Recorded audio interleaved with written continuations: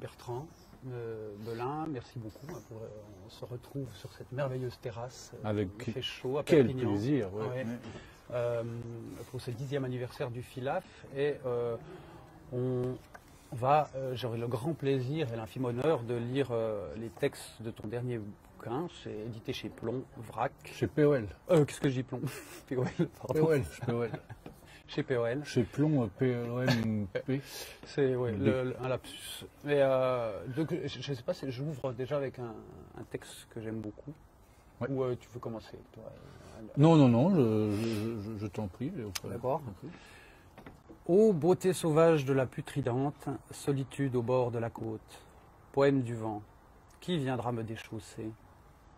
Je me suis senti d'humeur à renoncer à l'alignement de mes propres années.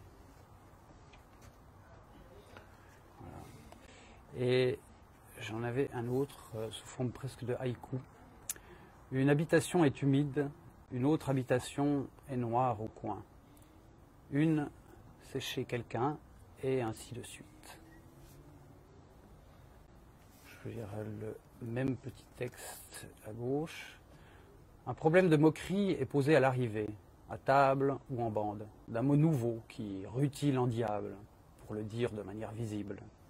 Le mot n'est pas à nous et fait comme une punaise sur un chambranle. C'est ainsi le plaisir de son emploi. En effet, je suis tout à fait en accord avec ce que vous venez de dire. Bon, pour présenter, peut-être on peut présenter le bouquin, ouais. Voilà, bon, c'est le 4e livre qui est publié chez POL que j'écris. Et les précédents livres avaient des formes un petit peu plus proches de ce qu'on appelle couramment le roman. Celui-ci se présente plutôt comme un livre de fragments.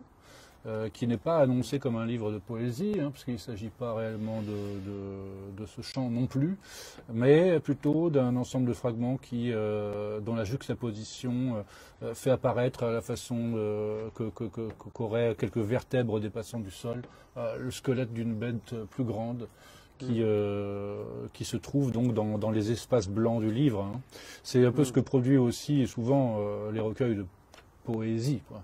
Mais cela aussi, mais avec un accent particulièrement porté à des éléments biographiques et avec quelque chose qui s'apparente à un poil à gratter social, quoi. Donc, voilà. Ouais. Puis un rythme justement qui est très agréable à lire, justement.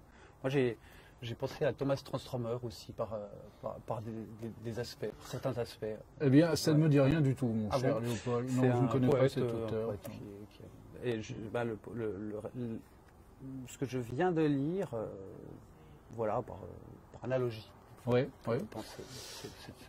Oui, alors il y a des auteurs que j'aime qui ont un peu contribué à aiguiser un peu cette envie que j'avais d'écrire des formes brèves. Ouais. Il s'agit d'un poète qui s'appelle Ernst Herbeck, Edmund Marr également, qui sont des poètes. Ça ne me dit rien du tout. Eh bien, ce sont des poètes qui ont été probablement hâtivement qualifiés de poètes bruts, parce qu'il se trouvait qu'ils présentaient des dispositions particulières au langage, notamment quelque chose comme une absence de censeur intérieur, de censure, qui faisait parler de façon très spontanée, avec un vocabulaire toujours inattendu. Ça m'a beaucoup plu. Et puis il y a aussi le livre de témoignages de Charles Reznikoff, l'écrivain américain, qui, au début du siècle, au milieu du siècle, du XXe siècle aux États-Unis, est allé faire une collecte de procès-verbaux dans les anciens bureaux de shérif de l'Amérique rurale, du sud des États-Unis, et qui a produit une somme qui s'appelle Témoignages Charles Reznikoff, que je recommande. La particularité, c'est que c'est du langage oral qui est retranscrit de manière très rapide par les services administratifs de la police locale, donc ne prenant pas tellement le temps de mettre les formes. Donc arrivent les restitutions de faits, souvent des faits divers, souvent des choses dramatiques. arrivent sur la page des témoignages dans un état où on n'a pas l'habitude d'avoir face à soi dans l'intimité de la lecture, quoi. Ça, c'est quelque chose qui m'a beaucoup marqué. Donc ça a rejoint et certainement alimenté mon désir d'en découdre avec moi une période de ma vie en particulier qui correspond à l'enfance et l'adolescence, qui était un territoire assez orageux, on peut dire. Et donc pour ça, j'ai emprunté différents modes du fragment que sont le procès verbal, la définition, l'axiome, c'est-à-dire établir des vérités incontestables, y compris quand il s'agit de choses très subjectives et personnelles, mais les présenter comme des choses incontestables. Oui, le père est assez présent. Ah oui, il y a un père assez présent là-dedans, le père des autres aussi, hein, pas seulement le mien. D'amis.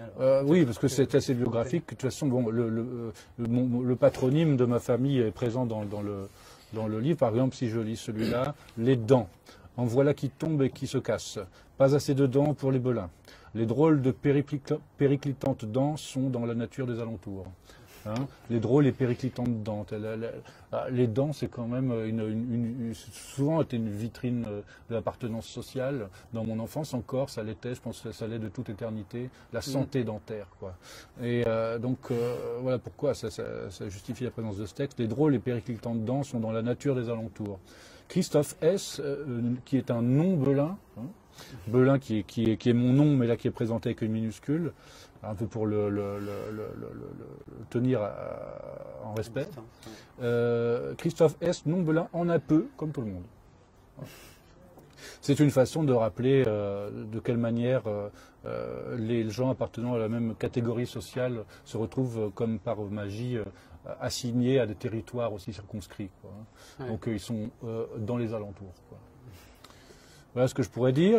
Alors, bon, évidemment, l'humour est présent. La brutalité d'un quotidien assez sordide côtoie les moyens de s'en extraire, hein. L'humour est pour ça, ou en tout cas une certaine relativisation humoristique ou ironique est souvent un moyen de s'extraire de la bouillasse.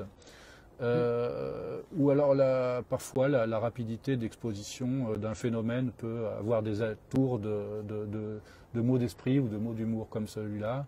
Le sexe pointu du chien noir est rouge. La maison est bien gardée, le souvenir est que je glousse. Ça c'est très juste parce que j'ai aussi des souvenirs moi de chiens lorsque il se passe ce genre d'événement. Quand on voit un sexe de chien, c'est complètement... Surtout bien sûr. C'est un souvenir d'enfance. Bah, bien sûr, on ne voit jamais de sexe quand on est enfant, on ne sait pas ce que c'est. Alors les premiers sexes qu'on voit peut-être sont ceux des chiens. En tout cas, moi je me rappelle avoir vu le sexe rouge d'un chien noir. Et donc il est arrivé là. Et donc le mode aussi d'écriture de ce livre, c'est des textes qui m'arrivent très rapidement, que je note très rapidement. C'est la question que je voulais poser. Il a été écrit assez rapidement. Bah, c'est la somme de plusieurs textes. Non, il a été écrit dans un temps court. D'accord. C'est des fragments, plusieurs par jour, dans un temps très court, quoi. C'est-à-dire que j'étais peut-être plus que d'habitude dans cette période visité par le surnagement ou l'émergence de souvenirs particuliers, pas consécutivement à une opération choisie, mais plutôt vécue, hein, subie, l'injonction de l'inconscient à faire revenir à la surface un certain nombre de choses qui sont soit drôles, soit en tout cas saillantes dans la géographie intime. C'est des textes qui sont nés d'un phénomène assez empirique, alors, justement. Oui, dans un premier temps. Ouais. Après, l'accumulation des textes a fait naître le désir de les rassembler. Mais ce n'était pas une opération déterminée. Hein. Ouais. Mais ensuite, comme il y en a eu beaucoup, plusieurs centaines, là, il y a un recueil de je ne sais plus, 150, 160 fragments. Voilà. Mais c'est justement bien l'un après l'autre, c'est presque scandé comme ça, c'est très agréable. On peut pas s'empêcher de faire des ponts entre un texte et celui sur une même page, hein, il y en a deux. Oui. Et j'y vois des. Bon, je les ai rassemblés, parce qu'il a fallu les mettre en page, enfin les faire exister ensemble, donc il n'y avait pas de justification très sérieuse pour les organiser. Si bien que j'ai opté pour des raisons qui sont parfois fallacieuses, qui sont abusives, simplement par la présence parfois d'un terme, d'un idiome ou d'un mot du vocabulaire ou d'un verbe qui se trouve dans deux textes, et j'ai par conséquent décidé de les mettre ensemble pour cette seule raison. C'est pas des grandes raisons, c'est pas souvent des grandes raisons, quoi. Mais ça fait apparaître quelque chose qui est de l'ordre d'une forme de naïveté, qui est aussi je dirais, des ingrédients qui m'a mobilisé à l'écriture de ce texte, c'est-à-dire d'anoblir ce qui est de l'ordre de la naïveté, quoi, qui est quelque chose qui a à voir souvent avec la spontanéité. Et je vois aussi là, par exemple, que tu inventes presque des mots aussi. Oui, je ne suis pas privé d'inventer des mots. Tout le monde peut le faire, je vous en prie. Inventer des mots. Ouais, c'est l'Académie française qui va pas être contente. Eh bien, l'Académie française ne me fait pas peur, je l'attends qu'elle vienne. J'en ai un, peut-être, justement, oui. parce qu'il y a un mot qui est inventé, cueil. Alors, maintenant, un peu de rigolade. Pete a roulé une pelle à son chien. Marie est tombée dans le port avec sa meule. Le Parisien est tombé du bateau. Belin, empereur, l'a rossé sur le pont. Ah, Cueil prend sa rasade de caillasse en grand mongol. Les enfants glapissent, celtes, jappent, salive et cacaille, et caillasse, Cueil pour mongol pas drôle. Pour Mongolie pas drôle. Excusez-moi, j'ai pêché très bien. Oui, le caillasse pour Mongolie, ouais. C'est évidemment, il y a des éléments très discutable de vocabulaire dans ce livre, mais en même temps, si on veut restituer une scène de terreur, une scène horrible et disqualifiante, hein, du point de vue de la vertu. C'est affreux de se faire caillasser d'ailleurs, c'est ça. Bah ouais, mais c'est ça. S'il y avait un personnage qui s'appelait Cueil dans mon enfance qui. Donc c'est carrément véridique. La plupart des choses sont vraies. Ouais. Ah ouais, toutes les choses sont vraies, mais seulement elles sont enroulées dans un mécanisme littéraire qui leur donne plus ou moins qui font excès plus ou moins ce réel-là. Mais Cueil, oui, c'était un pauvre gars qui je ne sais pas quel handicap était le sien, mais qui passait devant la cour. Et moi, quand je suis arrivé à l'école primaire, j'ai appris très vite par les camarades qui étaient déjà présents les années précédentes que lorsque Cueil passait devant l'école, il fallait le caillasser. C'est terrible. Donc, vous voyez, par esprit grégaire, je me suis mêlé à cette chose horrible. Non, quand on a 5 ans,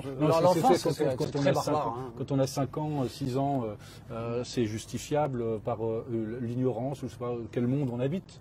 Mais c'est ce phénomène, malheureusement, qui peuvent durer toute une vie. Donc c'est pourquoi ce souvenir est saillant dans ma mémoire, parce qu'il est empreint d'une certaine culpabilité, mais en même temps, que se reprocher que l'on ait pu faire à 5 ans.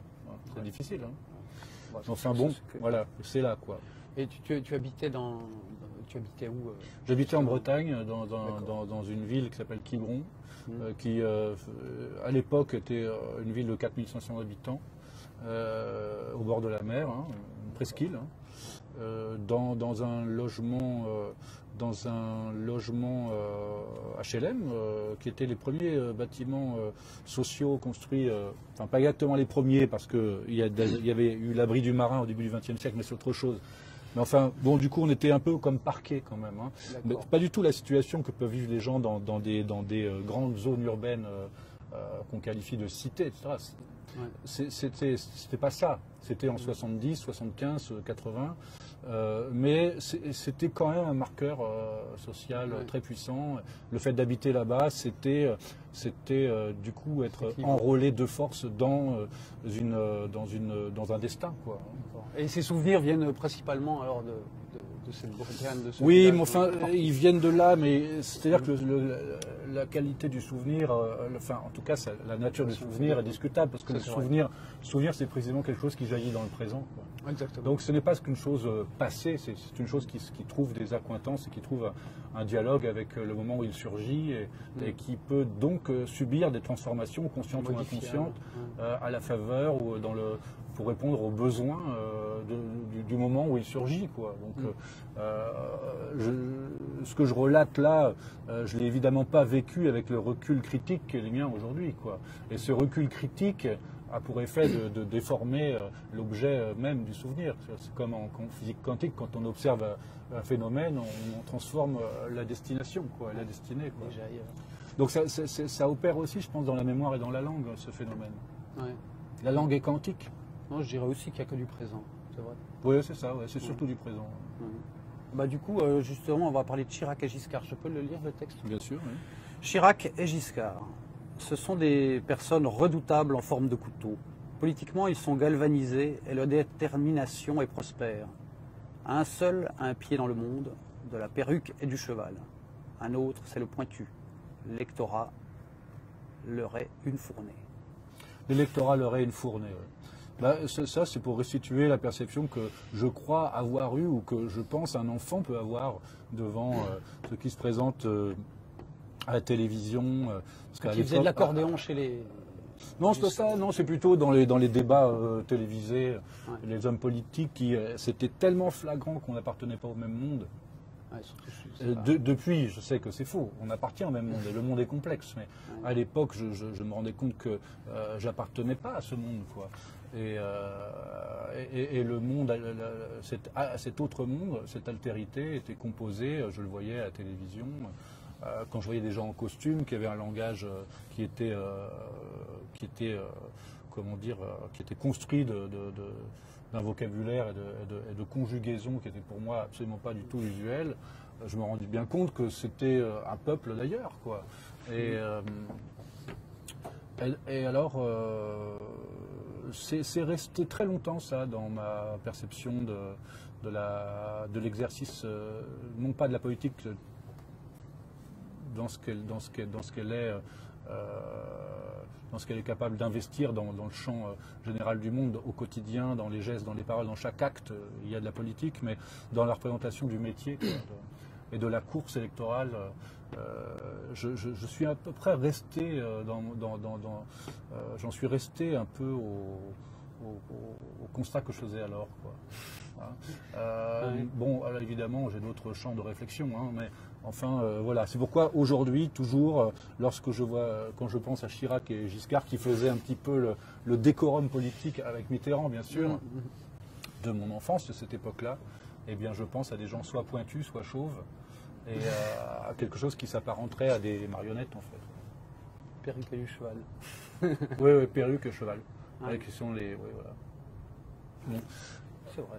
Voilà, mais c'est peut-être les gens ont envie de dîner chez eux, veulent passer à autre chose, je sais pas.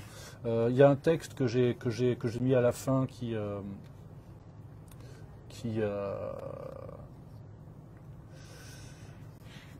ah tiens, je vais vous lire d'abord, si vous permettez. Ça, c'est un voisin. Un jour, je jouais je jouais au ballon, je pense, parce que je faisais à peu près que ça, en bas de l'immeuble, et j'ai entendu, c'était l'été, un coup de feu qui venait de pas loin, un coup de pistolet, quoi. J'ai su après de quoi il s'agissait. Le Cambodgien, on l'appelait comme ça parce que, après j'arrêterai les analyses de texte, la contextualisation, parce que c'est con, mais c'est pas grave, j'ai envie de parler aussi ce soir. On l'appelait comme ça parce qu'il avait fait le Cambodge, la guerre d'Indochine, le Cambodge, on l'appelait le Cambodgien, quoi. Et alors, le Cambodgien qui guerroya l'Asie, venu boire, sortit le revolver en pleine cuisine. Ma mère en éprouva un déglutissant mécontentement. C'est plus tard, c'est l'été, comme je l'entendis clairement, que le coup partit vers sa tête.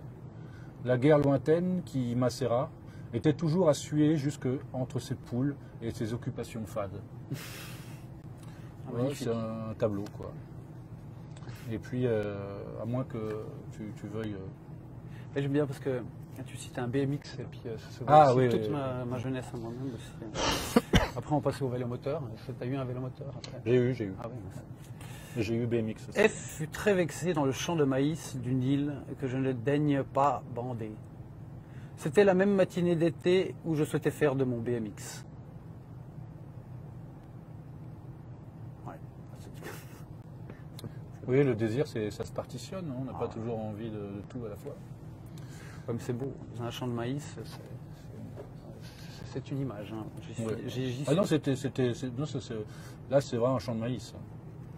Enfin bon, Alors, pour peut-être, voilà, bon, alors, là, j'ai écrit un petit texte qui, quand même. ouais, qui est le dernier du recueil, qui est à la fois une sorte de petite antichambre ou de sas pour en sortir, et en même temps qui éclaire rétrospectivement ce qu'on vient de traverser en lisant ce livre. Enfin, c'est ce que j'ai voulu en tout cas. Si l'on se place d'un point de vue scientifique, la bassine armoricaine est tendue à l'Atlantique en bouquets de granit et de pleurs, et de danse. C'est en un tel chaudron grouillant de lapins myxomatoseux que je me suis multiplié patiemment et douloureusement les cellules. Échafaudé dans ce bon bassin gris, qui reste, pour ainsi dire, humidement choyé, malgré la chienlit et les poulpes courant sur les côtes de velours, ma corpusculeuse mémoire a bourgeonné en tombereau d'infirmité. Parties montrant des faces, ouvrant sur des ensembles. C'est le spectacle des gravats. Les travaux ou la guerre en font. C'est le séisme qui en fait. C'est magnifique. Voilà ce que je pourrais dire. Eh ben, merci beaucoup. Merci beaucoup, Léopold. On va aller manger alors. Merci aux camarades qui nous ont suivis.